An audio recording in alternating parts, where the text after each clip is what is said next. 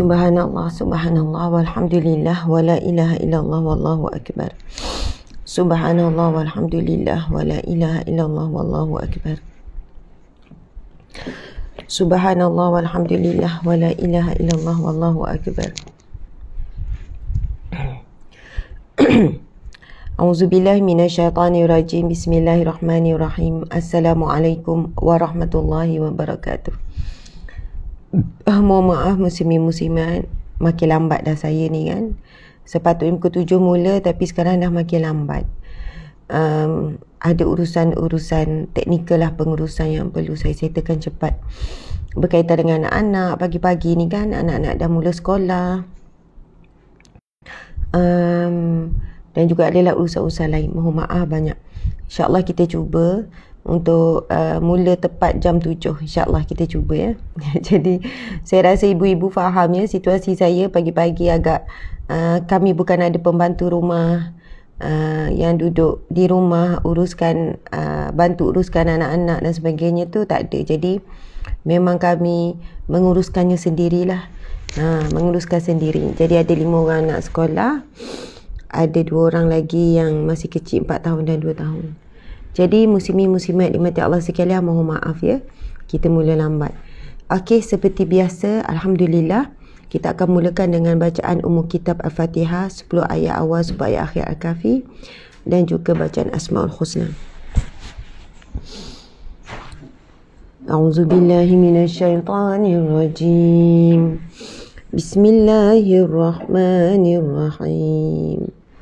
Alhamdulillahi Rabbil Alamin, Ar-Rahmanir-Rahim, Maliki Yawmiddin, Iyaka na'budu wa iyaka nasta'in, Ihdinas siratal mustaqim, Siratal ladzina an'amta 'alaihim, ghairil maghdubi 'alaihim waladdallin. Amin. Amin ya rabbal alamin. Bismillahirrahmanirrahim. Alhamdulillahilladzi anzala ala 'abdihil kitaba wa lam yaj'al lahu 'iwaja قيما لينذر بأسا شديدا من لدنه ويبشر المؤمنين الذين يعملون الصالحات أن لهم أجرا حسنا ماكثين فيه أبدا وينذر الذين قالوا اتخذ الله ولدا ما لهم به من علم ولا لآبائهم كبرت كلمة تخرج من أفواههم إن يقولون إلا كذبا فلعلك باخع نفسك على آثارهم إن لم يؤمنوا بهذا الحديث أسفا إنا جعلنا ما على الأرض زينة لها لنبلوهم أيهم أحسن عملا وإنا لجاعلون ما عليها صعيدا جرزا أم حسبت أن أصحاب الكهف والرقيم كانوا من آياتنا عجبا إذ أوى الفتية إلى الكهف فقالوا ربنا آتنا من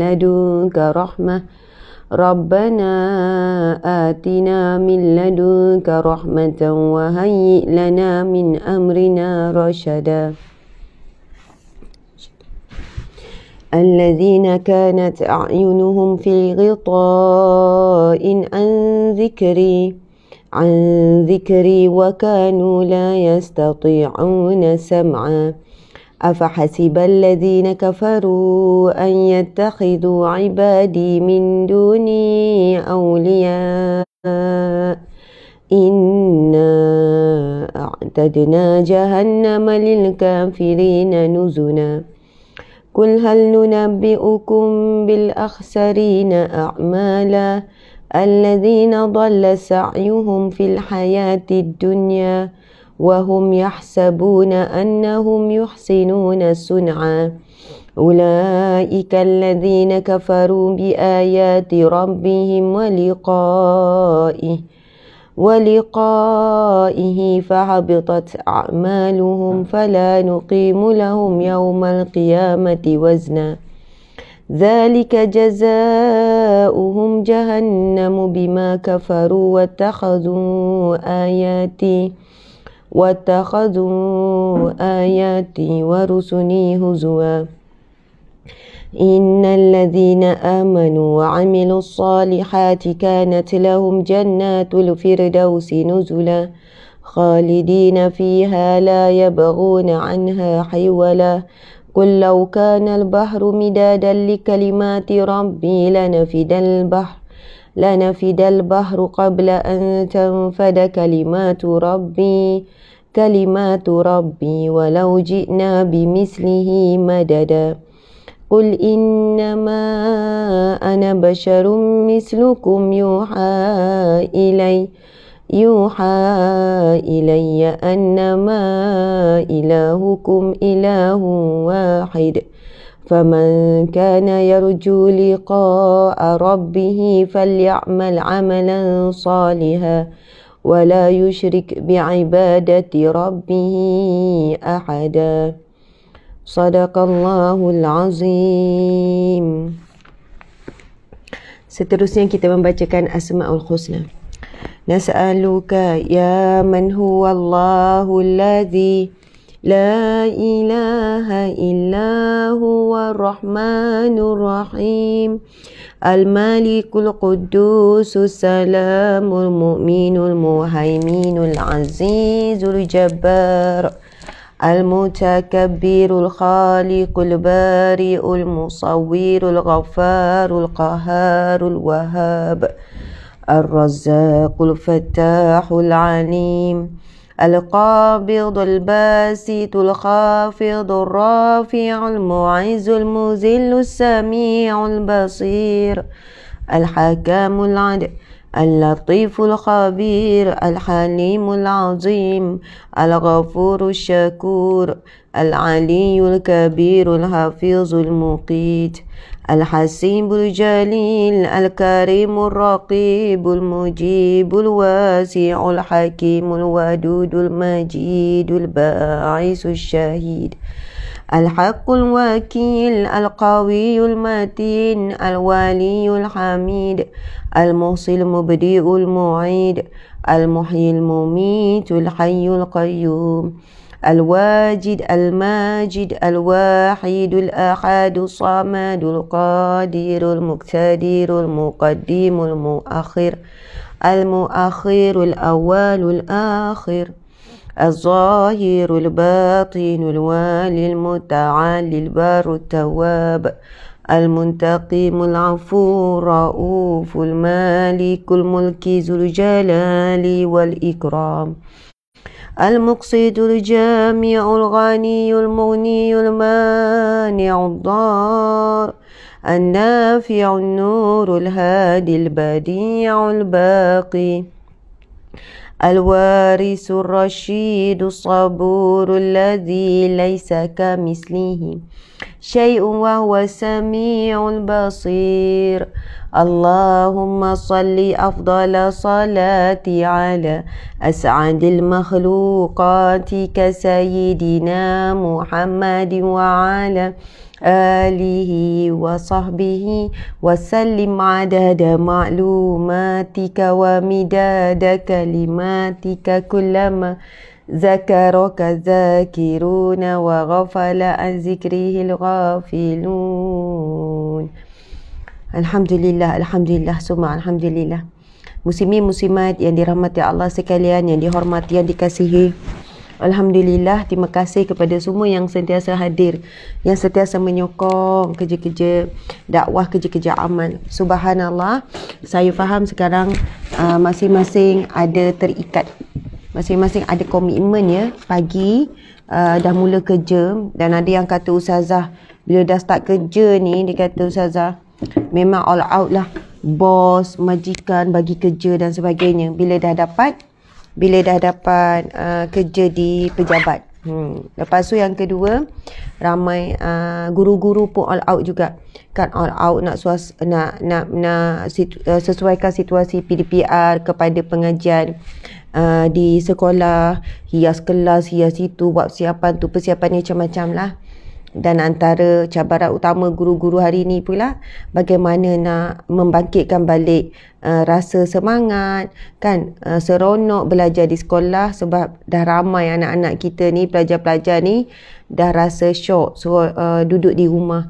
Jadi mereka macam perlukan masa lah, kan, nak adaptasi semula suasana pembelajaran di sekolah. Jadi subhanallah, muslimin muslimat, saya faham ada yang kejap masuk, kejap left, kan. Ada yang sambil on the way, sambil sekian-sekian. Jadi tak apa, jika anda hadir walau apa juga keadaan, itu dah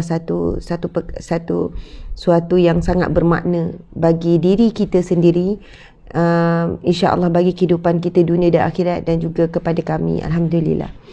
Subhanallah, pagi ni sejuk Ustazah. Ya, bagi kata-kata semangat. Oh, kenapa kurang jelas? Kenapa kabur? Kenapa kabur kurang jelas? Ya. Okey tak IG? Sahabat-sahabat di IG macam mana? Ada yang kata kurang jelas, kabur. Wire kan? Saya tak pasti ni wire semalam ke, sebab ada yang rosak tau semalam. Ini kena bagi juga standby sebab dah ambil satu semalam. Ya, semalam ya, okey ya. Tapi yang tak okey tu dia dah ambil, jadi dia kena bagi segera standby.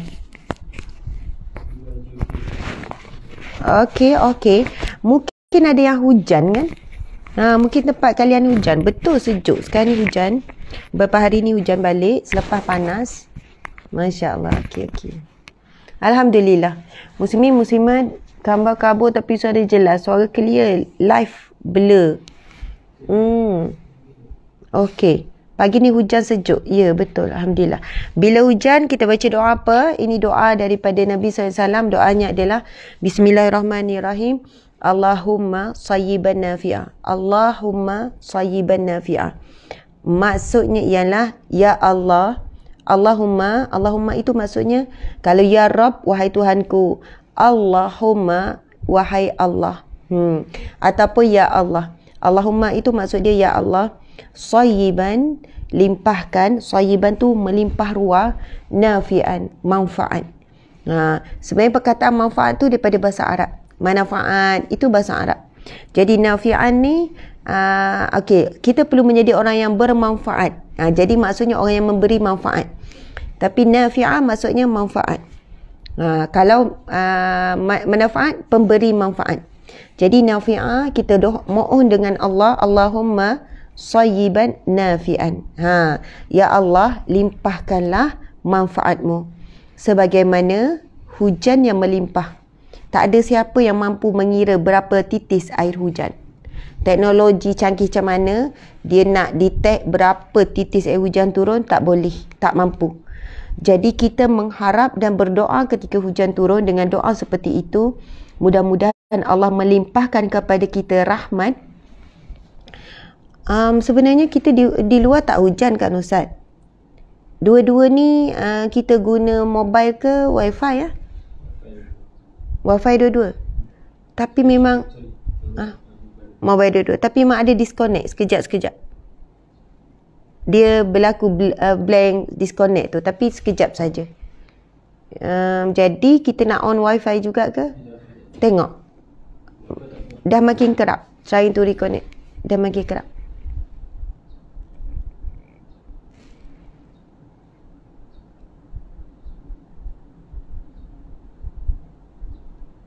Macam wifi je tu. Tu ada je. Ya, tapi sekejap. Maksudnya kalau tu off lah wifi. Okey. Ya, nanti kita tulis doa tu. Jadi insya-Allah Allah melimpahkan rahmat, melimpahkan kita manfaat sebagaimana hujan. Jadi dan memang disebut Ustaz, antara waktu mustajab doa. Waktu mustajab doa, kita share sikit waktu mustajab doa. Telefon saya ada dalam sana. Saya pun tak ada apa-apa ni. Waktu mustajab doa antaranya adalah waktu hujan turun.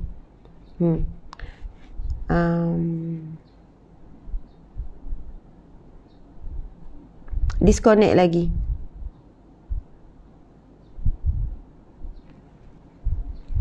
Okay. Dia stop lagi ni di FB. IG macam okay, tapi di FB ni. Okay. Muslimin muslimat yang dirahmati Allah sekalian, alhamdulillah. Allahumma sayyiban nafi'ah. Doa ketika hujan. Tulis maksud dia sekali. Ya Allah, limpahkanlah rahmatmu. Ya, minta maaf ya sahabat-sahabat di FB ni. Saya rasa dah 5 kali disconnect ni.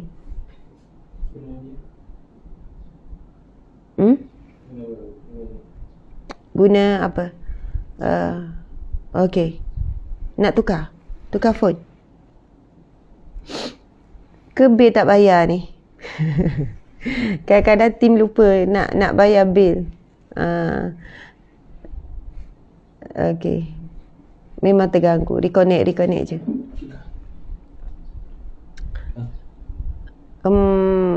Okay. Pindah ke IG. Ada yang dah pindah-pindah ke IG ya. Alhamdulillah, subhanallah. Muslimin muslimat, sahabat-sahabat semua. Masya Allah, terima kasih. Saya nak tukar pun sebab salah ni. Hari ni hari ini hari Rabu. Rabu, Encik. Kan hari ni hari Rabu. Okay, trying to reconnect. Encik tengok ni. Dah berhenti balik. Dah berhenti terus sama. Macam ni lah. Sahabat-sahabat pindah ke IG. Saya tak tahu FB ni ada masalah ni. Okay, sebenarnya dah ramai yang pindah. Dia dah start dah tu. Dia tak bergerak 1.6. Saya pun sebenarnya kurang ada sedikit. Saya pun sebenarnya macam ni lah. Kita tak buat kuliah Riyadhus Salihin. Okay, dah mati saya. Sahabat-sahabat di FB pindah ke IG ya Rabu. Betul. Dekat IG okey Ustazah. Ni Ustaz memang dah putus terus. Ustaz kena duduk sini. Jauh Ustaz nak gerak. Cuba Ustaz tengok. Ustaz tengok sekejap je ni. Dia okey, lepas tu dia akan stop. Jadi sahabat-sahabat di FB pindah ke IG. Saya akan buat santai saja pagi ni. Bukan kuliah Riyadhus Salihin. Saya pun tak boleh nak fokus atas sebab beberapa isu. Isu diri sendiri juga. Lepas tu ada banyak perkara yang sedang difikirkan, yang sedang diuruskan. Jadi kita tutup. Ya, kita tutup dan delete. Encik kena delete. Masalah apa Ustazah? Masya Allah. Okay. Ya betul, delete. Subhanallah, sahabat-sahabat. Ya. Ada ramai juga sahabat di IG kata, Ustazah bagi kata-kata semangat. Ya, kadang-kadang saya pun, bukan kadang-kadang, saya juga selalu memerlukan kata-kata semangat. Saya juga kadang-kadang ada rasa give up. Ya. Mustahil kalau saya kata dalam kamus hidup saya tak ada langsung perasaan give up. Ada, tuan-puan sekalian. Kadang rasa stuck. Maksud stuck tu macam mana ya? Kita sebutkan dia stuck. Tuan-puan faham lah ya, macam blank kan, terhenti. Ustaz boleh tak tolong buat larian ni? Sebab saya jadi nampak hitam ni. Kan kita jadi macam subhanallah. Okey.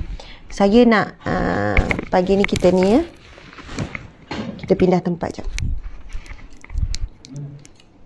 Sini je. Jangan bimbang, sini saja. Sini.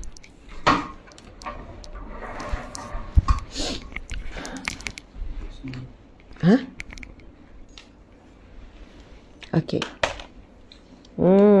Santai-santai ya. Okey. Muslimin muslimat. Kena turunkan sikit. Ustaz.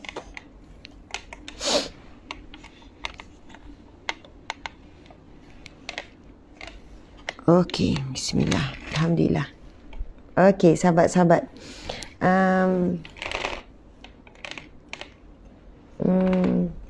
Okey, naik dekat 2K. Kita tak buat kuliah Riyadhus Salihin, kita buat santai ya. Kenapa ni ya? Oh, di sini. Okey, alhamdulillah. Sahabat-sahabat di mata Allah sekalian, jelas ya suara saya rasa blur, santai pun best Ustazah. Okey. Mungkin ada orang nak tanya soalan, insya-Allah. Tuan-puan sekalian, saya sebenarnya bukan hanya sibuk di komitmen saya pada kerja-kerja dakwah macam yang tuan-puan nampak, saya lebih kepada ceramahan. Tapi ceramah mungkin dakwah tu memang 100% lah. Dakwah tu memang fokus utama saya sendiri. Kan, dakwah tu fokus utama. Lepas tu, dalam waktu yang sama, ada banyak kerja-kerja pengurusan dan pentadbiran yang perlu saya sendiri uruskan. Kita ada, saya juga seorang pengarah di syarikat Hijrah Sindian Berhad, juga pengarah di beberapa anak syarikat lagi.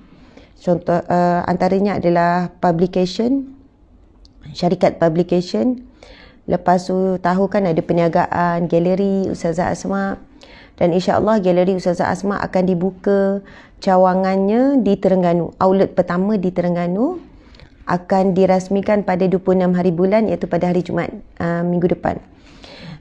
Jumaat minggu depan dah. Jadi start opening hari Khamis. Jadi orang Ganu, siapa orang Ganu, start opening hari Khamis. Lepas tu Jumaat tu perasmian dirasmikan insya-Allah oleh ibu saya. Ibu saya, kami kan memang orang Ganu. Lepas tu perasmiannya oleh ibu saya. Kemudian perasmian oleh ibu.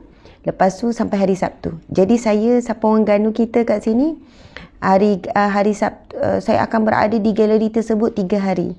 Saya akan di sana selama pada hari Khamis, Jumaat hinggalah hari Sabtu. Jadi tapi di Terengganu ni special, hari Jumaat kita tutup separuh hari, kita start buka pukul 3. Setiap minggu pun begitu. Kan, kita menghormati hari Jumaat dan di sana memang peraturannya waktu Jumaat wajib tutup. Begitu. Jadi muslimin muslimat, pada waktu yang sama menguruskan Hijrah City, perkampungan hijrah yang kita akan bentuk. Hijrah City ni satu perkampungan keluasan tanah 42 ekar. Di waktu yang sama saya juga penaung kepada projek ternakan, kan, ternak lembu kambing tu. Kalau siapa yang ikut kita punya ladang ternak umah kita di Kuala Selangor, masya-Allah. Dan kita dalam proses buka Asmat. Asmat ni mini market, fresh market. Di waktu yang sama kita juga ada ISEC, Akademi Ilmu Sahabat Amal Care. Subhanallah. Jadi sebenarnya muslimin muslimat, di sebalik nampak komitmen saya di media sosial, menyampaikan kuliah, ceramah dan sebagainya, di sebalik itu kerja-kerja pengurusan, pentadbiran sangat-sangat banyak muslimin muslimat, sangat banyak. Anak syarikat dalam 10, Sindian Berhad ada 3, ladang, kemudian ada travel and tours. Jadi muslimin muslimat dimata Allah sekalian, kepala tu kan berfikir, bergerak, kerja sampai, kerja tu sampai malam, kadang lewat malam, seawal pagi dah mula bekerja dengan komitmen pengurusan anak-anak, 7 orang anak, pengurusan rumah tangga dan sebagainya. Jadi semua perkara ini dibuat secara bersungguh-sungguh bersama-sama dengan tim, dan paling utama ada bersama dengan saya encik suami lah. Kan, encik suami yang sanggup bersama-sama full time. Sebab itu suami saya pensyarah, kan, Ustaz Tengku pensyarah.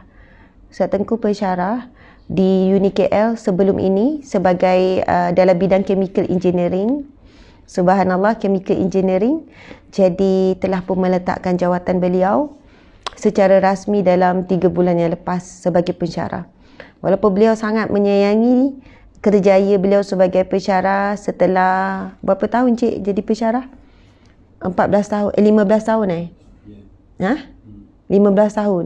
Setelah 15 tahun jadi pensyarah dalam bidang chemical engineering, environment, beliau meletakkan jawatan untuk bersama-sama. Sebelum ni saya dulu letak jawatan kan 4 tahun lepas, 5 tahun lepas. Jadi sebenarnya macam-macam muslimin muslimat. Kalau saya sebut senarai dakwah is number 1 lah, itu nombor 1. Lepas tu kami ada staff 104 orang. Tuan-tuan sekalian, cabaran yang paling berat dalam menguruskan syarikat dan menguruskan human resource. Bukan human resource, kita panggil apa? Sumber manusia. Betul lah tu, human resource. Nak menguruskan manusia. Dan 90% team staff yang kami ambil adalah fresh graduate. Fresh graduate ni orang muda lah kan, orang yang fresh. 80% lah kita katakan. Bila kita ambil orang muda, orang baru lepas tidak ada pengalaman kerja dan bekerja dengan kita untuk kali pertama, ataupun sebelum tu dah ada kerja tapi kerja-kerja yang ringan, satu perkara yang sangat berat. Sebab apa? Lebih bab train staff, pekerja, monitor tu lebih kepada saya lah, sebab kita perempuan kan. Kita lebih teliti, kita lebih peka dan sebagainya. Jadi bukan mudah ya.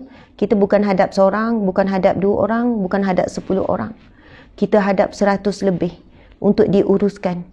Dari segi kualiti kerja, dari segi kecekapan, dari segi due date, semua. Jadi, tuan-puan dan minta sekalian, kadang-kadang tu kan, tuan-puan nampak macam saya, okey, Ustazah live, nampak macam biasa kan. Padahalnya, 1 saat sebelum live tu, tangan sedang bagi arahan, monitor kerja, check. Lepas tu live mula. Habis live terus sambung non-stop. Masya Allah. Jadi muslimin-muslimat, memanglah ada sahabat-sahabat yang tahu. Begitulah budaya saya, maksudnya kehidupan saya ni. Nampak macam berat kan. Lepas tu bila ditanya kenapa Ustazah paksa nak buat macam-macam ni. Kan, kena sayang diri. Ya, ayatnya kena sayang diri. Sebab terlalu banyak perkara yang nak fikir, nak urus. Macam ni lah, orang yang urus bisnes sahaja pun dah berat. Kan ada orang bisnes kan, dia bisnes je satu. Itu pun dah pening. Saya tanya berapa orang staff? 6 orang. Ustazah susah uruskan staff. Susah, payah. Saya kata saya sebutkan senarai yang kita buat. Tuan-puan sekalian, galeri, ia bukan satu pengusaha yang mudah. Macam nak dari sudut online, itu, ini dan sebagainya. Lepas tu kita buka outlet pula di Terengganu. Ini proses yang bukan mudah juga. Berbulan-bulan sebenarnya kita fokus. Dan insya-Allah minggu depan kita dah buka. Dakwah nombor 1, galeri, ternak, perkampungan hijrah, Asmat minimarket. Lepas tu ISEC, Akademi Ilmu Sahabat Amal Care. Kemudian NGO tu pun satu komitmen yang besar, yang berat. NGO Sahabat Amal Care. Lepas tu ladang ternak umah. Subhanallah, ladang ternak umah. Publication. Kemudian yang ke publication. Lepas tu tourism. Maksudnya travel. Kita nak bawa umrah. Semuanya dalam 10. Secara kasar ya, 10. Melibatkan dalam 104 orang staff setakat ini. Dalam 10 perkara yang bukan kecil. Semua 10 itu perkara yang sesuatu yang besar-besar. Perlukan perhatian, pengurusan, approve itu, plan, tindakan dan lain-lain. Jadi tuan-puan dimati Allah sekalian, muslimin muslimat yang dirahmati Allah sekalian, ramai yang tanya saya, macam mana Ustazah pengurusan masa? Dah tu sama nak uruskan anak-anak 7 orang. Jadi pagi ni saya nak buat santai je. Macam ini nak kata peluahan perasaan ke, ataupun mungkin dengan cara ini kepada siapa yang rasa kehidupannya sangatlah macam stres. Tuan-puan sekalian, kan kalau orang tengok ya, terima kasih, subhanallah. Muslimin muslimat dimati Allah sekalian. Tadi kan sebab dia ada yang kata Ustazah bagi kata-kata semangat, saya kena cari pembantu. Betul, curhat, sharing Ustazah. PA Ustazah 2 orang. Saya, ya betul, PA saya dah ada 2 orang, tapi 2 orang PA pun tak sempat, kena tambah lagi. Pembantu peribadi dah ada 2 orang, tapi mereka pun sangat sibuk, tak sempat nak buat. Lepas tu yang kedua, ya staff memang alhamdulillah diorang ni sangat bagus, diorang ni sanggup belajar dan kental. Saya rasa setakat ni lah dah hampir 2 tahun ni, dah 6 orang berhenti kerja. 6. Ustaz, lebih kurang gitu Ustaz, 5, 6. Saya tak ingat dah berapa orang berhenti kerja. Saya kan dululah, kan masa mula-mula berhenti kerja, bukan. Contoh je, kita ada staf kesayangan kita. Staf kesayangan ni, maksudnya okeylah, kita macam-macam lah. Bukan kita kata kita tak sayang semua orang. Staf harapan kita kata. Yang mana kita, kita didik, kita bentuk, bagi peluang untuk bekerja bersama dengan kita. Lepas tu kita bagi kepercayaan. Lepas tu, sebab ini proses yang bukan mudah ya. Saya tahu kadang-kadang saya terlalu tegas. Bila dia macam ni tau. Kita sedang uruskan satu perkara. Dan waktu yang sama, kita sedang menguruskan perkara B, C, D, E, F. Faham ya? Tiba-tiba perkara C yang membuatkan kita stres. Kesilapan yang tak patut berlaku, yang menyebabkan impak besar. Jadi dia mempengaruhi dan memberi kesan pada saya, beri saya tekanan A, B, C, D semua. Semua grup pun kena. Macam tu kan. Maksud saya kena tu macam kena tempias tekanan yang saya lalui, saya hadapi. Dakwah is perkara yang paling utama. Dakwah pun dah berat muslimin-muslimat. Tekanan diri sendiri bila menyampaikan dakwah. Bila saya seorang yang kalau boleh nak beri yang terbaik. Kalau nak ceramah, bagi ceramah yang terbaik. Terbaik dari sudut isi kandungan, terbaik dari sudut penyampaian, bukan semata-mata sebab saya nak supaya glamour, masyhur. Itu saya dah tak fikir dah. Sebab apa? Allah dah beri. Dan bukan itu tujuan, itu alat sahaja. Dan dengan Allah berikan saya sedikit pengaruh, sedikit kemasyhuran, saya sekarang manfaatkan betul-betul, bukan betul-betul lah, cuba bermanfaatkannya untuk buat amal ma'ruf nahi mungkar. Macam tu, muslimin muslimat. Jadi, dalam proses amal ma'ruf ni lah kita buat ladang ternak supaya membekalkan daging-daging yang halal dan diyakini. Dan ini adalah kita nak buktikan muslimin muslimat, ladang ternak sekarang ni pembinaan sangat rancak. Ladang ternak ni nanti saya sebenarnya rancang hari ni nak pergi tengok dekat Kuala Selangor, sebab kita dalam proses membina rumah sembelih bernilai 1.5 juta, ladang pun bernilai lebih kurang 3 juta, campur tanah semua, projek tu sebenarnya 6 juta. Alhamdulillah, hasil daripada kita rolling perniagaan dan juga hasil infak orang ramai wakaf bina tu, kita boleh muatkan ladang ternak itu dalam satu masa 2,000 ekor lembu dan kambing dalam 4 kambing biri-biri dalam 2,000 juga. Kita dalam proses juga merancang untuk ternak rusa dan juga rabbit. Arnab. Subhanallah. Jadi ya betul. Muslimin muslimat. Betul. Ustazah dah ziarah kubur ke hari tu? Ada yang tanya, Ustazah ziarah kubur ke? Nak sharing partner tak Ustazah? Boleh? Siapa yang nak jadi sharing partner? Saya sebenarnya kan macam ni. Kita buka terus lah ya. Mungkin ada orang dengar. Sharing partner kan. Alhamdulillah jualan kita di galeri. Galeri ni diterima baik. Dan kita dah masuk macam-macam dah produk galeri UAH ni. Jualan tu bulanan dalam 500k macam tu lah. Wow, banyaknya Ustazah 500k. Sebenarnya tak ada dah banyak sangat tak banyak sangat. Wallahualam, mungkin bagi setengah orang banyak. Bagi kami 500k tu biasa. Bukan belagak ni. Belagak Ustazah Asma ni jualan 500k kata biasa. Sebab apa? Dia macam ni tau. Yang menguruskan galeri dalam 20 orang sahaja.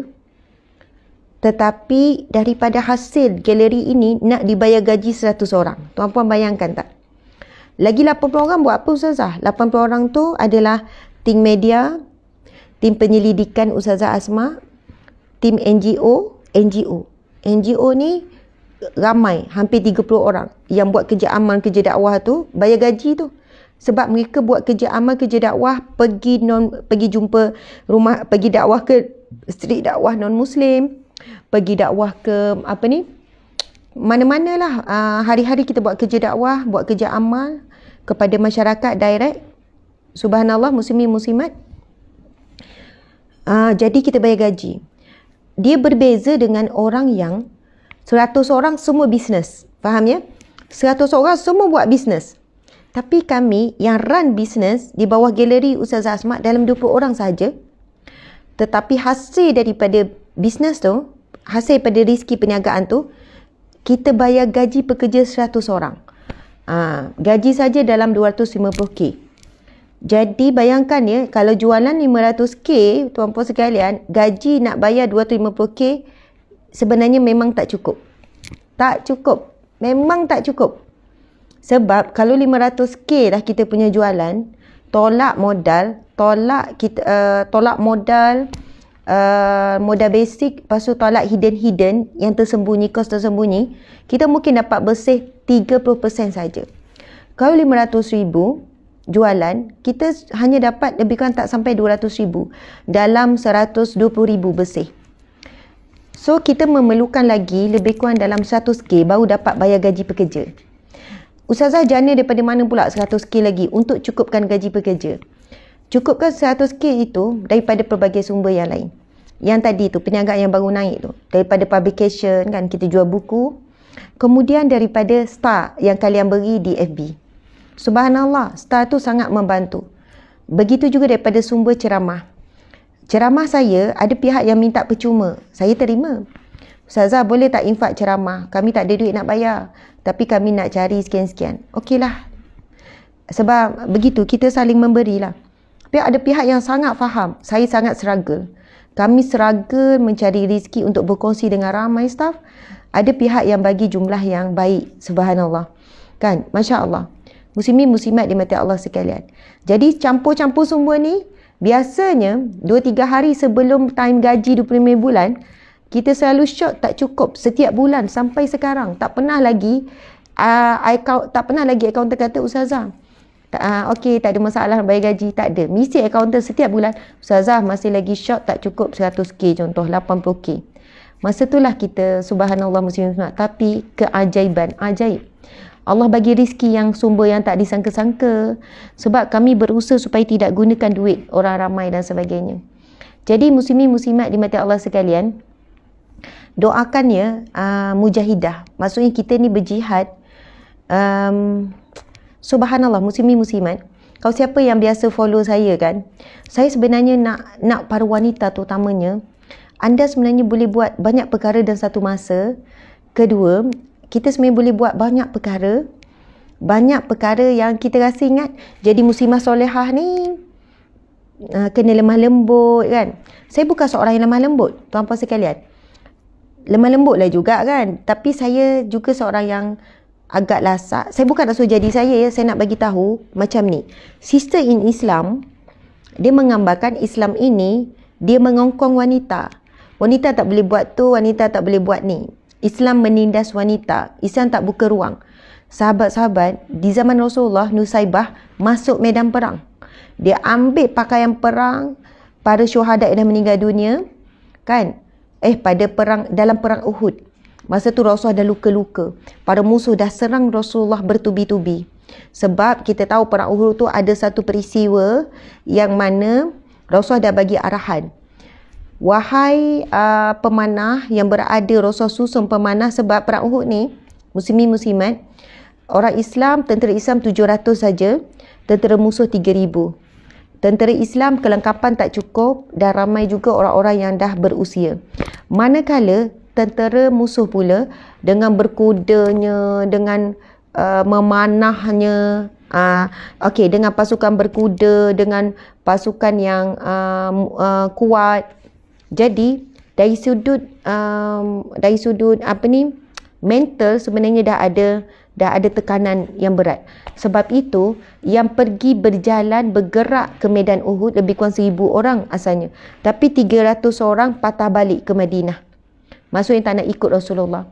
Sebab dalam proses tersebut ada orang munafik yang bisik-bisik bahawasanya kalau kamu pergi juga kamu akan mati. Kalau kamu pergi juga memang dijangka Muhammad kali ini akan kalah besar. Sebab apa? Perang Uhud ni berlaku selepas Perang Badar. Perang Badar memberi kemenangan yang besar kepada umat Islam. Jadi orang bukan Islam ni, musuh Islam ni, musyrik ni, pada Perang Uhud, mereka bergabung. Kita tahu Perang Badar musuh 1,000 orang. Umat Islam dalam 300 orang. Dan memang pihak musuh tak menyangka langsung orang Islam akan menang. Tapi Allah beri kemenangan yang besar dalam Perang Badar. Jadi orang bukan Islam, orang musyrik ni, dia berdendam, dia geram dan dia nak balas dendam. Jadi muslimin muslimat, ketika perang Uhud ni, mereka bergabung dengan banyak gabungan kan, nak balas dendam kekalahan perang Badar. Persiapan musuh kali ini jauh lebih bersedia. Jadi dari sudut maksudnya mental tu, umat Islam dah rasa macam down, macam tu lah. Asal 1,000 orang tu 300 tak jadi ikut Nabi pergi berperang, 700 je yang teruskan ke medan Uhud. Dan Nabi susun lebih kurang dari 50 orang di atas bukit Uhud. Nabi susun apa? Pasukan pemanah. Dan Nabi SAW berkata, subhanallah, okey,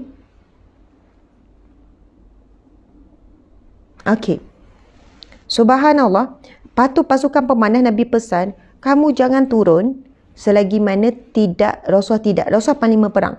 Rasulullah ada idea yang sangat bernas. Kan tidak pernah dibuat teknik ini, disusun pasukan pemanah di atas apa? Di atas bukit. Sebab orang Quraisy ketika itu, kalau perang, biasanya depan-depan je. Mereka tak fikir taktikal ke tak fikir. Jadi sebab itu perang umat Islam sentiasa ada taktikal yang tak boleh difikirkan oleh musuh. Memang hebat. Jadi Rasulullah dah susun lebih kurang 50 orang pemanah supaya berada di atas bukit Uhud. Dan Rasulullah pesan, selagi mana Rasulullah tidak mengarahkan turun, jangan turun walaupun menang ataupun kalah. Okey, lepas tu perang, dilihat musuh Islam semakin mengundur. Masih nampak macam kalah, mereka mengundurkan diri. Subhanallah. Lalu ketika musuh mula mengundurkan diri dan nampak ada harta rampasan perang, muslimin muslimat, lalu sebahagian lebih kurang 35 orang pasukan pemanah di atas bukit Uhud tu, muslimin muslimat, turun untuk pergi kepada harta rampasan perang. Jadi tinggal lebih kurang 15 orang saja yang masih kekal ingat kepada pesan Nabi, jangan kamu turun daripada bukit Uhud selagi mana Nabi tidak arahkan. Tapi dalam lebih kurang 35 orang terlupa, muslimin muslimat, terlupa arahan Nabi. Mereka nampak harta rampasan perang, mereka nak bersama-sama pergi untuk membantu mengangkat, macam itulah. Okey, muslimin muslimat dimata Allah sekalian. Ketika itulah apabila musuh nampak pasukan pemanah yang menjadi cabaran utama mereka nak melepasi, mula turun, mereka datang semula dengan pasukan berkuda dengan laju, mereka datang semula menyerang bertubi-tubi dan mereka tahu di mana Rasulullah berada. Memang mereka pergi attack direct kepada Rasulullah. Dan kita tahu masa perang Uhud inilah kan Rasulullah kena tombak dekat bahagian ni, kemudian ada gigi Rasulullah tercabut, Rasulullah luka beberapa badan. Rasulullah sendiri berhadapan dengan musuh dalam ketika itu secara direct. Dan masa itu hanya beberapa orang saja tentera Islam yang boleh mengepung, maksudnya menjaga Rasulullah. Tetapi bayangkan ya, Rasulullah berada di tengah, lepas tu Rasulullah dijaga hanya beberapa orang saja, tetapi para musuh ni datang ramai. Mereka tahu, mereka memang nak attack, nak bunuh Rasulullah. Ramai ni, keliling ni. Boleh bayangkan ya, Rasulullah tengah. Lepas tu, masa ni umat tentera Islam, sebab dah ramai pergi menuju ke sana, tak ramai yang sedang berada bersama Rasulullah mengepung. Sebab itu, subhanallah, tentera Uhud, tentera muslimin, orang Islam yang syahid dalam perang, antara yang terbanyak adalah perang Uhud, lebih kurang dalam 70 syuhada. 70 Ustaz 70 syuhada. Subhanallah. Sebab tu kalau kita pergi ke medan Uhud, perang Uhud, kita akan jumpa di sebelah medan Uhud itu adalah di sebelah medan Uhud tu adalah satu makam yang besar. Di situ dimakamkan dalam 70 syuhada yang ramai mati ketika menjaga Rasulullah. Masa ni yang ramai mati. Tuan-puan boleh bayang ya, kalaulah 10 orang yang jaga Rasulullah ataupun 30 orang yang jaga Rasulullah, ataupun 40 orang yang jaga Rasulullah. Ya, masa ni lah juga Sayyidina Hamzah meninggal dunia. Okey, contoh ya, 30 orang yang jaga Rasulullah, tetapi serangan datang 1000 orang. 1000 orang serang. Subhanallah. Ketika itulah Nusaibah bila dia melihat keadaan Rasulullah yang sangat dahsyat. Asalnya wanita-wanita Islam muslimin-muslimat adalah pembantu di luar. Dia ada di satu tempat, duduklah, ada kedudukan. Peranan dia, bila ada saja tentera yang luka, diangkat, mereka akan balut, mereka akan buat apa. Ataupun diberi air kan, ataupun sekian-sekian, macam itulah. Tapi Nusaibah ni bila nampak keadaan dah semakin genting, Nusaibah buat apa? Dia ambil pakaian, maksudnya pakaian perang kan, besi kan, yang dah meninggal syuhada, dia pun pakai kan, dia pun ambil pedang dan dia pergi ke medan perang melawan musuh. Dan dikatakan semangat Nusaibah ni begitu bersemangat, menumbangkan beramai sangat musuh, menumbangkan sangat ramai musuh. Kita tak boleh nak bayang macam mana hebatnya seorang wanita pergi ke medan perang dan mengangkat pedang dan menumbangkan banyak musuh-musuh. Saya nak sebut, di zaman Rasulullah, wanita pergi ikut perang. Di zaman Rasulullah, wanita pergi bertani.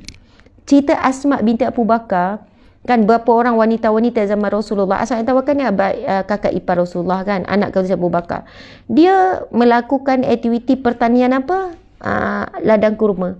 Pernah hadis sahih ya, bagaimana Rasulullah SAW Rasulullah selisih dengan Asma. Masa tu Asma tengah junjung buah tamar.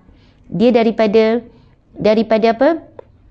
Daripada kebun kan, dia bertani, dia tanam pokok, lepas tu dia pun junjung kurma, nak pergi berniaga. Maksudnya wanita yang Rasul juga pergi ke pasar kan, berniaga. Rasul menawarkan Asma itu untuk tumpangkan, untuk ke tempat tuju. Sebab apa?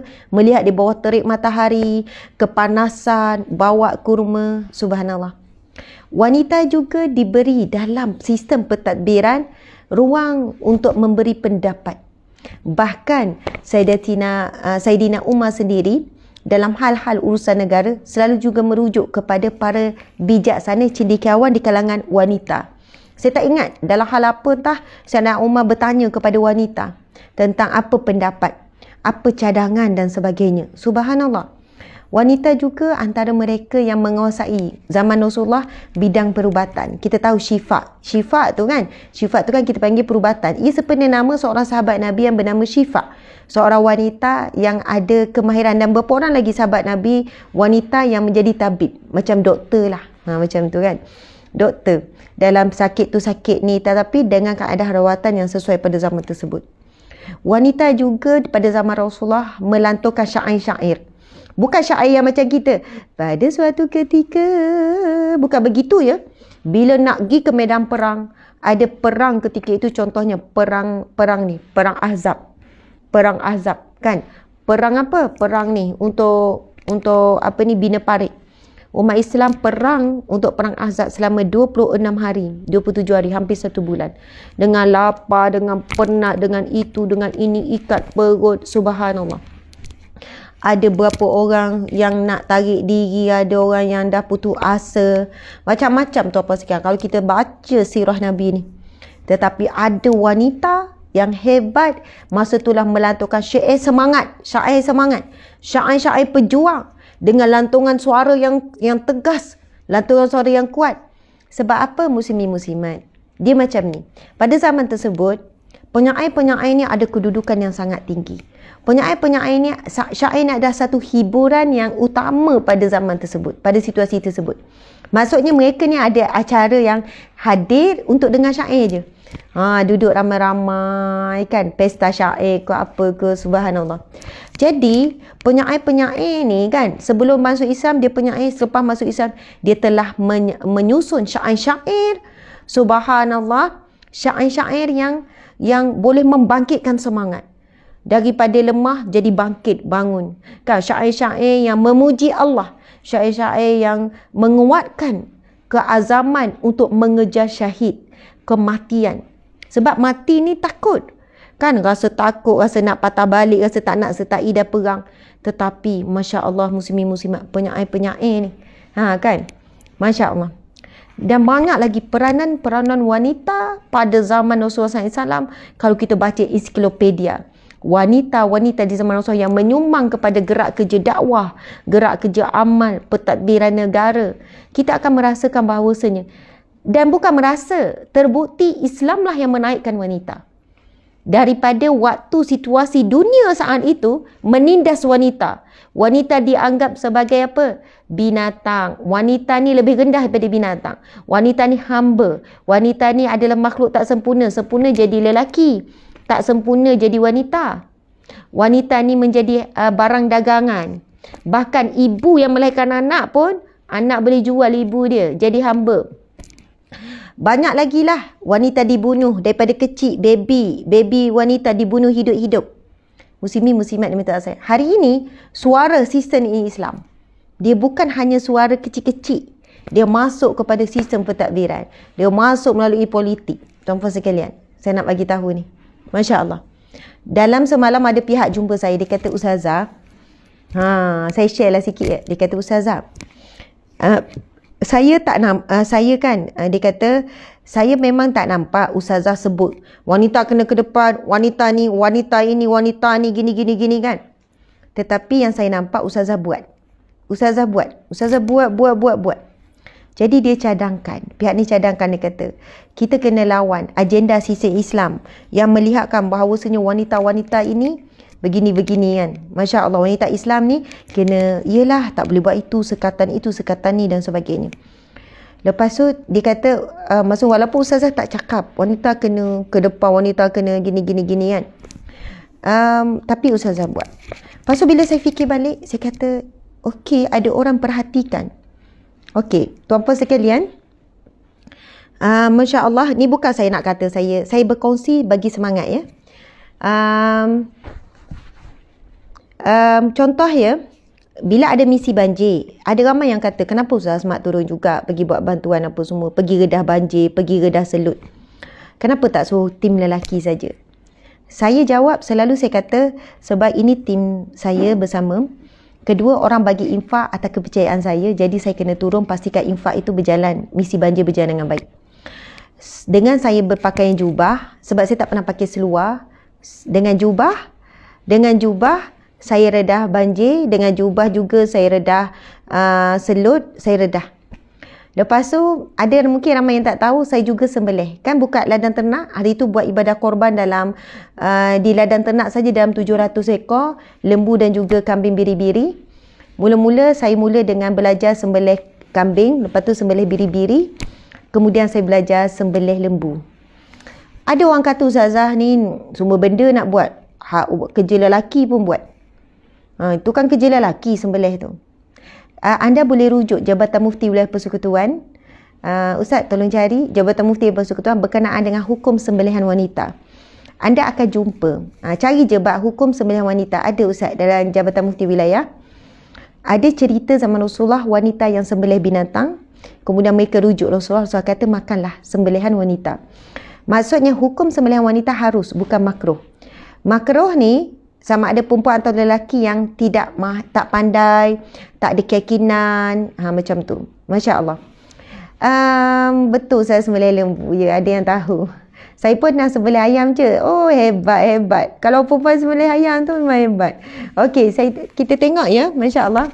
Jabatan Mufti Wilayah ni ada cerita Rasulullah ni. Okey, subhanallah. Saya baca ya. Seorang wanita menyembelih seekor kambing. Ni zaman Rasulullah ya. Hadis Bukhari, hadis sahih riwayat Bukhari. Kemudian ditanya kepada Rasulullah tentang sembelihan tersebut. Lantas Rasulullah memerintahkan untuk makan sembelihan dilakukan oleh wanita tersebut. Jadi Rasulullah tidak menegur ataupun menghalang, hukumnya harus. Tapi dengan syarat wanita tersebut, maksudnya wanita tersebut dalam situasi yang mahir, ada kemahiran, ada keyakinan, tahu maksudnya kaedah cara. Alhamdulillah tuan-puan saya sembelih dengan pakai jubah. Orang lelaki semua yelah pakai seluar lah kan. Dan saya satu-satunya lah penyembelih orang wanita yang ramai-ramai itu, sebab ramai yang tak berani. Tuan-puan sekalian, ada orang kata Ustazah kenapa ni mana-mana rancak berdosa, berdosa apa tu? Wanita boleh sembelih binatang apa tapi kekuatan ya rancak. Okey. Macam ni ya, takut. Saya bukan orang yang orang kata oh sembelih ni kena hati kering. Tak. Sembelih ni dengan kena ada hati yang hati yang kuat, hati yang tenang, hati yang kuat. Muslimin-muslimat, saya belajar sembelih. Orang kata, oh hati kering sungguh, orang sembelih ni hati kering. Saya pun takut darah. Luka sikit pun dah takut. Subhanallah.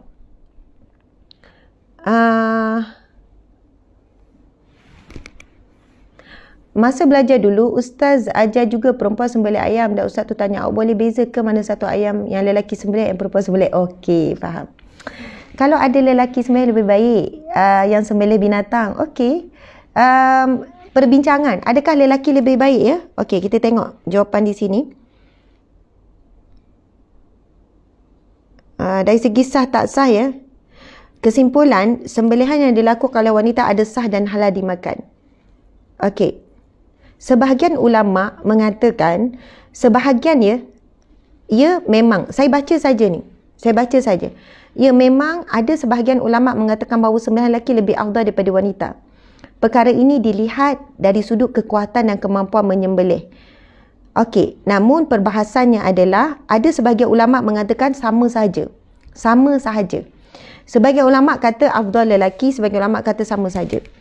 Saya belajar sembelih bukan untuk saya jadi penyembelih. Saya dulu kerja JAKIM, Jabatan Agama Islam, kemudian saya dihantar bertugas ke Jabatan Agama Negeri Sembilan, dan ketika itu saya berada di bahagian halal. Ketika saya berada di bahagian halal, bahagian halal, antara peranan saya adalah memberi CJ tauliah sembelih. Saya juga salah seorang penceramah untuk memberi tauliah sembelih. Masa tu, saya kena tengok bagaimana sembelihan. Saya takut. Saya daripada kecil, kalau pergi tengok ibadah korban, saya tak sanggup tengok lembu tu disembelih. Tak sanggup. Memang tak tengok. Bila tai nak sembelih, kita paling muka. Takut. Tapi bila saya diberi tanggungjawab tugas kerja di Jabatan Agama di bahagian halal untuk pergi ke rumah-rumah sembelih untuk cek proses sembelihan, saya kena tengok depan mata. Tak boleh tak tengok. Kena tengok. Jadi di situlah saya belajar kan wajib mana urat marikh, wajdain, urat kiri dan kanan, bagaimana proses. Dan ketika itulah saya mula belajar masa tu untuk sembelih ayam. Okey, mula-mula putus terus kepala, lama-lama dah makin mahir. Maksudnya keyakinan saya dalam sembelih ini bermula ketika saya bekerja 5 tahun yang lepas. Ketika saya bekerja di bahagian halal. Jadi selepas ada ladang ternak sendiri, kita ada penyembelih. Jadi ketika ni lah saya kata, okey baiklah, saya nak cuba sembelih kambing dulu. Subhanallah. Tapi kambing dengan biri mudah biri-biri lagi. Dengan syarat, maksudnya, dan dibincangkan ulama, sekiranya lelaki ada afdal tu lebih kepada kekuatan dan juga kemahiran. Saya cerita ya, masa proses sembelih di ladang ternak ni, kita cuba melatih juga tim lelaki kita untuk sembelih. Dan ada beberapa orang tim lelaki tak berjaya nak sembelih dengan baik. Tak berjaya sembelih dengan baik. Maksudnya, bila sembelih tu kan, kita boleh tengok, okey, proses sembelih ni, pisau pegang begini lagi kuatlah pisau ke bawah. Alhamdulillah, setiap kali saya sembelih, maksudnya, sekali, 2 kali je. Tarik, lepas tu buat sekali lagi. Maksudnya, kita tarik, lepas tu sekali lagi. Alhamdulillah, darah tu, pada jubah saya, walaupun jubah saya berwarna terang pun, satu titik pun tak kena. Maksudnya ada kaedah. Dan saya juga membesar dalam situasi ayah saya adalah, kalau bulan ibadah haji kan, gaya haji, gaya kurban, ayah saya antara penyembelih utama. Sampai 15 ekor, 20 ekor. Memang orang suka ayah sembelih sebab dia ada teknik. Jadi saya pun biasa juga melihat. Tapi bukan tengok direct tu, tengok tangan pergerakan ayah. Jadi lepas itu, saya cuba pula lembu. Alhamdulillah. Sebab tu saya kata, dan sembelih ini, dia sebenarnya mengajar kita untuk rasa ihsan. Ihsan pada binatang. Dan kita nak buat yang terbaik kepada binatang tu supaya ketika sembelih, binatang tu tak sakit. Dan sebenarnya tuan-puan sekalian, sembelihan dalam Islam, diberi efek binatang tu tak sakit. Sebab itu saintis kaji. Saintis orang non-Muslim kaji. Masa saya kerja Jabatan Agama dulu, bahagian halal ni, bahagian sembelih-sembelih ni, orang bukan Islam ada tanya saya, why you are orang Islam? Saya ingat lagi, masa tu di kaunter, dia nak buka rumah, maksudnya dia memang buka kilang untuk ayam, untuk sembelih, untuk proses ayam. Lepas tu masa tu kaunter tu, berdua, saya pun ni, dia kata, why kamu orang Islam banyak susah. Ayam itu mau sembelih itu ini, lepas tu biar dulu ni. Lepas tu darah mancuk-mancuk. Kan senang kasih karen saja. Sebab diorang ni kan rendam ayam, kasih karen, mati macam tu kan. Lepas tu bila saya terdedah, saya baca, saya jumpa macam-macam kajian. Orang Mat Saleh ni dia nak cipta satu kaedah nak bunuh binatang, sebab binatang perlu dibunuh sebab ia bahan makanan. Kambing, lembu, biri-biri semua bahan makanan kan. Mereka nak cipta satu kaedah ataupun satu alat yang mereka boleh bunuh binatang dengan mudah tanpa sakit. Macam-macam kaedah mereka buat. Macam-macam cara lah mereka buat. Mereka buat cara lembu itu kan dibuat berdiri elok, lepas tu diketuk kepala, ketuk dengan satu tukul besar di kepala, pam, sampai pecah otak dia. Contoh ya. Macam-macam cara. Cara karen, cara air, water bath stunning, macam-macam cara. Tapi bila mereka letakkan satu alat pengukur kesakitan, mereka dapati binatang tu sakit maksimum. Sangat-sangat sakit. Mereka mati dalam keadaan stres, mati dalam keadaan sakit. Lalu mereka buat kajian.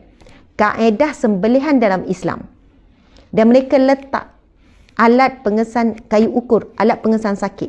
Dan terkejut mereka dapati sakit pada binatang itu sangat sekejap, lepas itu zero sakit. Tuan-puan sekalian, kita kena faham kenapa disembelih di bahagian leher dan perlu kena urat wajdain, urat marih, urat saluran makan ni, urat marih ni, saluran makan ni diputuskan, kemudian urat kiri kanan juga diputuskan kan, wajdain, jadi dia keliling macam tu. Dan jika sembelih ni dalam keadaan yang mahir, dia buat sekali je. Dia tarik bawah, lepas tu kadang tu ulanglah lagi sekali. Tuan-puan sekalian, sakit yang dirasai binatang hanya sekejap, macam sekejap sangat, lepas tu dia dah hilang terus rasa sakit. Sebab apa? Urat yang beri signal rasa sakit pada otak tu terus diputuskan. Macam ni lah, cuba kita faham macam ni. Muslimin-muslimat, sahabat-sahabat sekalian, kita faham begini. Contoh kalau kita bius, kan? Bius tu sebenarnya dia bukan sakit, dia bukan tak sakit, dia sakit. Contoh perempuan Caesar kan, bius separuh badan, kepala ni boleh sedar, boleh tengok. Tapi bawah tu dibelah perut, dirobek, belah banyak lapis, dirobek, dibuka. Kenapa tak rasa sakit? Dia ada kaedah, dia ada proses dia yang mana menyampaikan kepada bahagian signal otak yang rasa sakit tu jadi hilang rasa sakit. Sebenarnya, deria rasa sakit itu dihilangkan. Sakit tu tetap.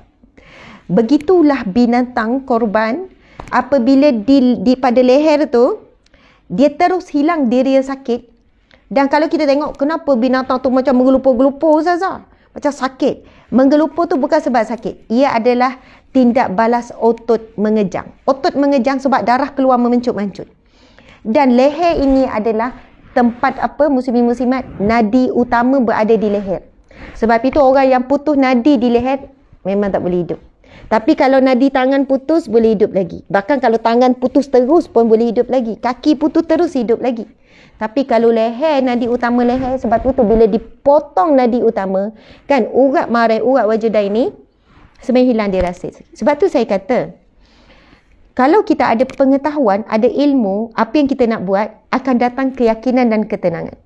Ketika saya mula nak sembelih kali pertama lembu ataupun biri-biri, subhanallah, masa tu saya niat saya sedang buat ibadah. Sebab penyembelih ni dia sedang buat ibadah. Dengan sembelihan itu dia sebut nama Allah. Dengan sembelihan itu ia fardu kifayah. Wajib ada orang Islam yang buat sembelihan. Kalau tak ada orang Islam kita buat sembelihan, mana sumber makanan kita?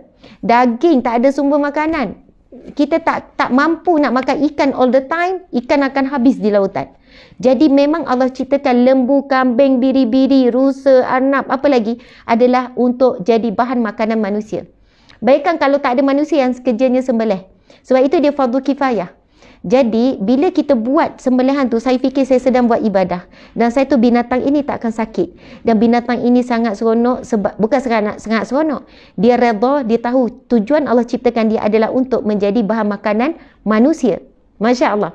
Dan bila dia disembelih dengan nama Allah, kan, insya-Allah dia redha untuk kembali kepada Allah. Allahu Akbar, Bismillah, ya Allahu Akbar, kan, Bismillahirrahmanirrahim. Kadang tu sebut nama Allah, la ilaha illallah, sebut apa saja, Masya Allah, patut sembelih. Saya bukan nak penyembelih, saya nak rasai pengalaman menyembelih, dan itulah pengalaman yang saya lalui masa ibadah korban yang sampai 607 ekor. Saya ada sembelih kambing, biri-biri, lembu, masuk semua lebih kurang 15 ekor lah, campur-campur tolak, dan 15 ekor. Jadi muslimin muslimat dimati Allah sekalian, saya bukan nak tunjuk okey perempuan boleh buat apa saja. Saya juga berenang, tapi saya pakai jubah juga, berenang dengan jubah-jubah. Saya boleh berenang. Saya juga berenang dengan jubah-jubah. Pakailah seluar kat dalam, tapi saya lebih selesa berjubah juga. Saya bawa juga. Saya memang drive. Saya boleh bawa 4-wheel, saya boleh bawa kereta-kereta yang besar pun. Kemudian saya cuma nak belajar sekarang berkuda, kemudian nak belajar memanah. Kalau hari tu orang tengok, okey Ustazah rasmi jentera bomber, saya naik sampai atas. Sebab tuan-puan sekalian, saya bukan nak saya tak wawakan, okey kita buat boleh apa saja gini-gini. Sama juga yang tuan-puan tengok saya hiking, saya naik bukit Jabal Nur, Jabal Sur. Ia sangat mencabar. Jabal Nur dah mencabar, Jabal Sur lagi mencabar. Saya hiking, saya pakai jubah juga. Tapi saya pilih jubah yang agak singkat, dan yang besar agak singkat pakai seluar.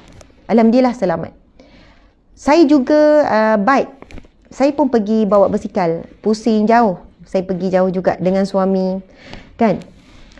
Wahai muslimah sekalian, tolonglah jaga diri kita dalam apa jua yang kita buat. Bukan semestinya kalau kita nak hiking kena pakai seluar ketat, pakai baju singkat, sendat. Bukan semestinya kalau nak berenang kita kena seksi. Bukan semestinya kalau kita nak bawa basikal kita kena seksi, pakai ketat, pakai pakaian sekian-sekian. Tak semestinya kalau jogging. Saya pun jogging juga. Saya ambil jubah yang A-cut. Yang A-cut ataupun princess, yang tak ganggu, tapi yang singkat sikit. Islam tidak pernah menyekat wanita nak melakukan sesuatu yang bermanfaat. Subhanallah. Kita tak perlu berubah, tak perlu buka aurat, tak perlu berpakaian ketat, tak perlu berpakaian singkat untuk melakukan aktiviti-aktiviti yang mencabar, untuk melakukan aktiviti-aktiviti yang kita suka. Sebab ada orang kata, Ustazah, saya ni bukan solehah sangat, saya ni biasa je, kan. Ya, saya senyum, saya okey, saya terima semua. Tapi saya nak bagi semangat, kekuatan pada wanita. Anda nak pergi jogging, silakan. Islam tak menghalang. Jaga aurat, jaga sifat malu kita, itulah mahkota paling utama. Islam tak halang wanita nak pergi berenang. Cari pakaian longgar yang tidak melekat, tetapi sebaiknya jangan di khalayak ramai. Cuba cari kolam-kolam renang yang tertutup. Islam tak halang wanita nak hiking. Saya pun hiking juga. Saya naik bukit 600 meter, 700 meter. Saya naik bukit yang mencabar, yang berbatu-batu. Dan waktu yang sama, jagalah. Sebab saya tengok ramai wanita, okey, dia jaga bila pergi kuliah, dia jaga pergi masjid, dia jaga pakaian dia. Tapi dia bertukar rupa, dia kata kena ikut suasana. Bila hiking, pakai yang lain. Bila pergi cycling, pakai yang lain. Ini lain, ini lain. Jadi wanita, apa pun yang kita nak buat. Saya hanya sekadar saya kata, mungkin saya tak sebut secara jelas. Cuma saya tunjukkan, saya tunjukkan. Walaupun kata Ustazah biar betul. Bersih kandang yang kotor. Dan saya minta tim. Bila buat misi banjir, misi banjir. Saya minta tim muslimat. Tim muslimat turun. Bersih rumah, lumpur, redah air yang sampai pinggang. Saya kata, saya nak semua tim pakai seluar tapi dalam. Saya tak benarkan kamu pakai baju t-shirt. Saya kata, kenapa Ustazah? Bila air melekat apa semua, kamu pakai t-shirt, seluar tu dia melekat juga. Saya malu tengok bentuk peha, bentuk betis kamu. Peha dan betis kamu. Dan saya pun, saya akan pergi dulu. Saya pergi dulu dengan berjubah, tapi jubah tu yang singkat sikit. Macam adalah satu jengkal. Satu sikit saja. Singkat sikit, bukan jubah yang labuh, singkat sikit tapi nampaklah sikit seluar. Saya kata kamu cari jubah singkat-singkat sikit, standby. Jadi insyaAllah tak ada masalah. Kita buat kerja misi bersih-bersih. Sebab tu kalian kalau tengok misi-misi bersih di kalangan muslimat-muslimat kita, mereka terbiasa. Lepas tu saya tanya, susah tak kamu pakai skirt? Tak susah Ustazah, sebenarnya tak susah. Dan saya rasa lebih selesa. Sebab tak nampak betis, bentuk betis tu kan. Kita pakai seluar dia dalam. Ada waktu kita kena angkat. Ada waktunya kita nak ni, kita angkat sekejap, tak nampak aurat kita. Sebab apa? Antara inspirasi saya tengok, ada orang Arab, muslimat, orang Arab, dia pakai jubah, dia pakai seluar kat dalam, kita panggil apa dia belajar bab mempertahankan diri. Subhanallah, sangat mahir. Maksudnya dia dengan suami dia belajar pertahankan diri dengan dia pakai niqab ke ataupun dia pakai tudung labuh dengan jubah dengan seluar bahagian dalam. Lepas tu saya kata, ya Allah, hebatnya wanita ni. Lepas tu saya tengok banyak lagi wanita-wanita yang tutup aurat dengan sempurna, yang boleh berkuda, yang boleh memanah sambil berkuda. Tu kan yang kita tengok. Saya kata, wow, muslimat-muslimat kita hebat. Yang mana kita nak lawan kata-kata sisi Islam ini yang menindah dan memerangkap wanita, yang mengehakkan aktiviti-aktiviti wanita. Sebab apa? Dengan pakaian tu. Jadi muslimat, t-shirt lengan pendek masih berlaku sekarang. Malaysia lebih ramai suka pakai t-shirt lengan pendek, masih berlaku sekarang. Rasanya bahaya berenang pakai stokin, sebab tu tak dibenarkan. Kenapa berenang pakai stokin bahaya ya? Tinju, yang tinju betul, yang boxing tu betul, bergusting ya pakai jubah betul. Kenapa berenang bahaya pakai stokin? Mesti jaga aurat apabila banjir, betul. Pakailah seluar, jangan pakai batik. Saya jual jubah berapa? Jubah Turki, kain tak melekat, betul. Ini jubah ni by Ustazah Asma ni ya. Ini jubah by Ustazah, licin tak melekat. Basikal semoga aurat dijaga. Sekarang musim berbasikal ya. Masya Allah. Okey, penutup ya. Suami pun dah bagi signal tu. Saya suka tengok wanita berkuda dengan pakaian bentuk syarak. Ya. Lagi yang ketat nanti nampak dada. T-shirt yang tak betul. Pendapat ini untuk nasihat tegur sahabat untuk menunaikan solat. Berenang pakai stokin okey je. Saya berenang saya pakai stokin. Lepas tu saya tanya, mungkin ada penjelasan. Sebab saya fikir apa? Yang berenang dalam laut tu kan siap pakai kaki itik tu kan. Ustaz kan kaki itik kan. Pakai kaki itik yang nak pergi snorkeling. Lepas tu saya pun buat snorkeling. Saya pergi snorkeling. Tengok rumput-rumput, tengok snorkeling. Lepas tu jadi saya fikir memang anak-anak saya kalau dia main kolam, saya wajibkan dia pakai stokin juga. Pakai stokin. Sebab mungkin ada orang rasa macam susah. Saya rasa macam tak susah pula. Saya rasa biasa je sebab dah biasa pakai stokin kan. Jadi berenang pun pakai stokin. Tapi stokin yang jangan pakai stokin lelaki tu berat. Saya pakai stokin Sylvie tu yang pakai sampai atas ni, yang bawah lutut tu.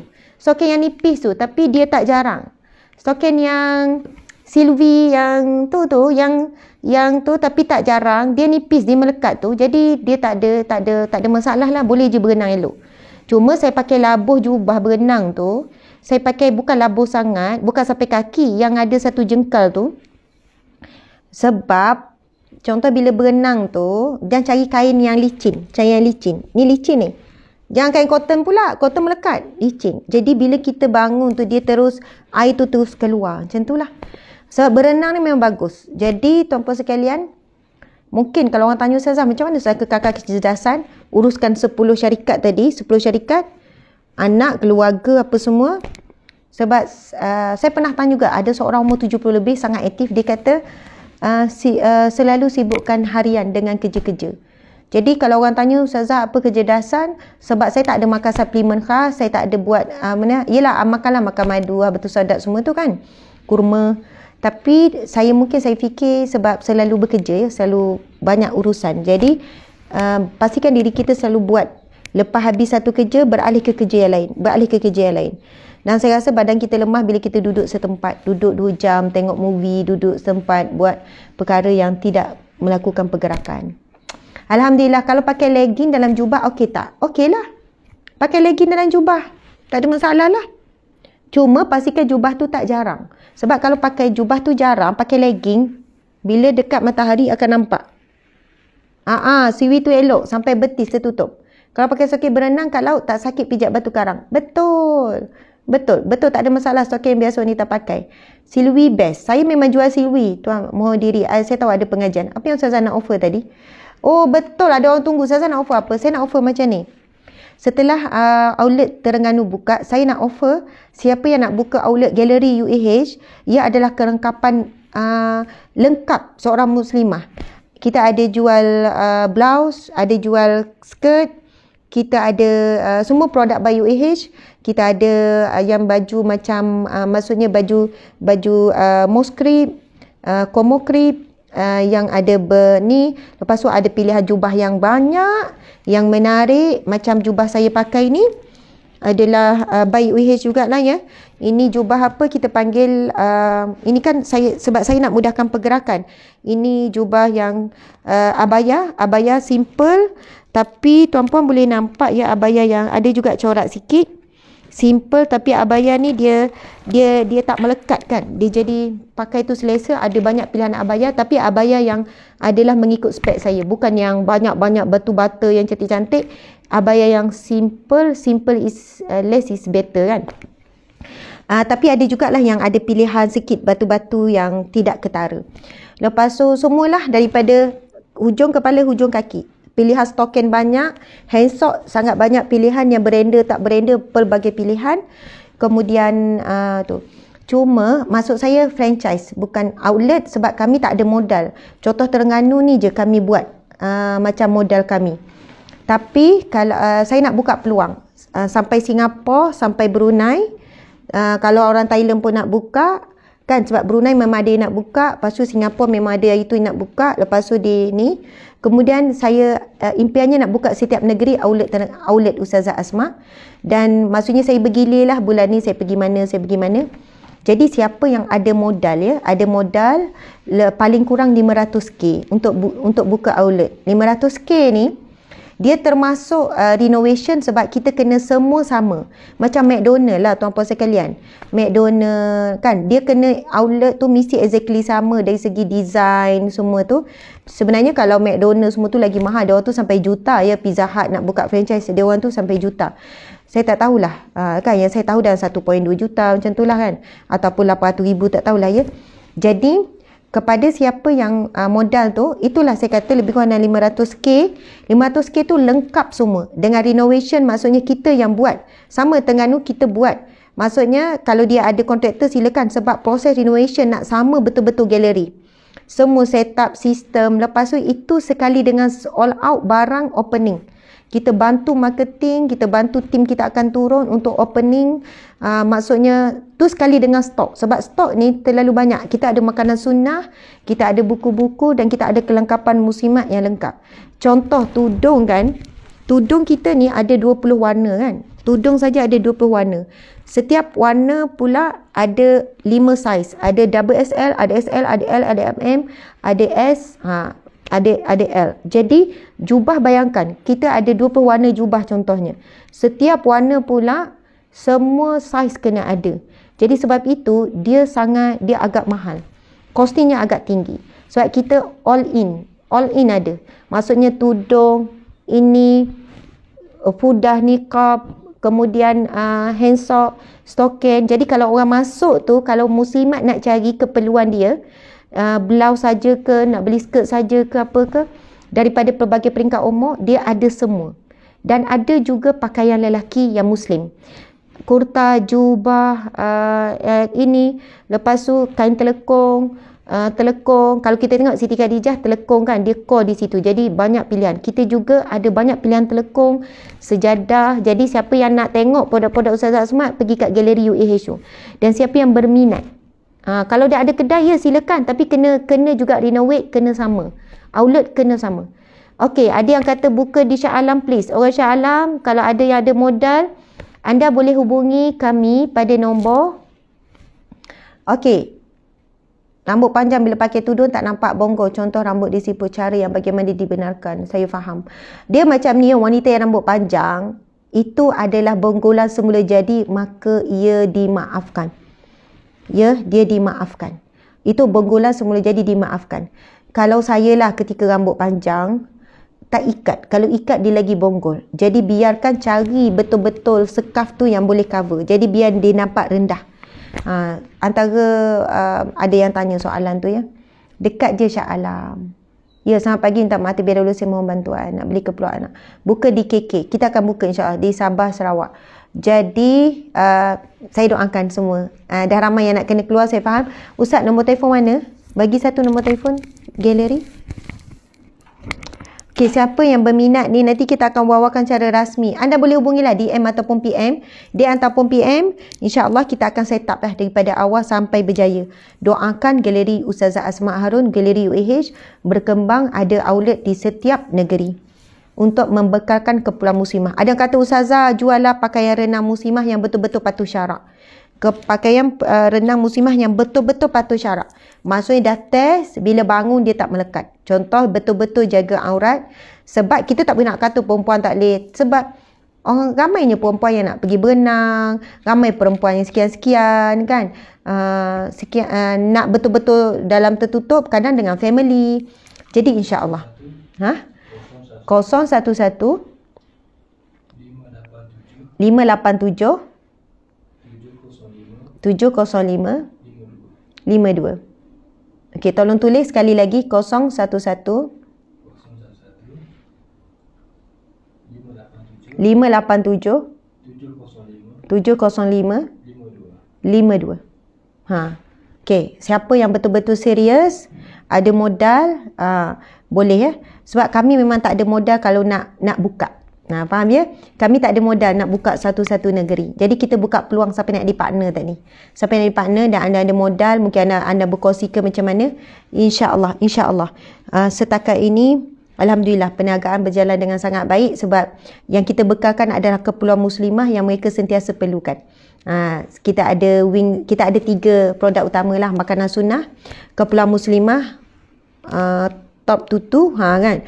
Lepas tu keperluan lelaki dan juga buku-buku terbitan Ustazah Asma, buku-buku yang bagus yang patut kita miliki untuk setiap buah rumah. Jadi insya-Allah.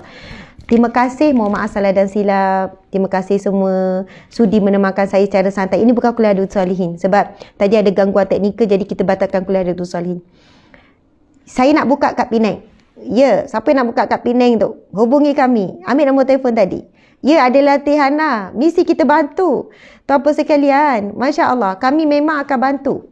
A to Z kami bantu. Sampailah. Maksudnya anda boleh urus sendiri. Cuma modal je anda, kita akan bantu. Tim kita akan turun. Macam di Terengganu ni, turun 10 orang. Tolong set up tu peringkat awal sampai nampak dah okey. Dah tahu macam mana nak terangkan produk macam ni. Dah okey. Dan dia akan uruskan sendiri. Macam itulah. Okey, terima kasih. Assalamualaikum warahmatullahi wabarakatuh. Sayang semua kerana Allah, kerana Rasulullah SAW.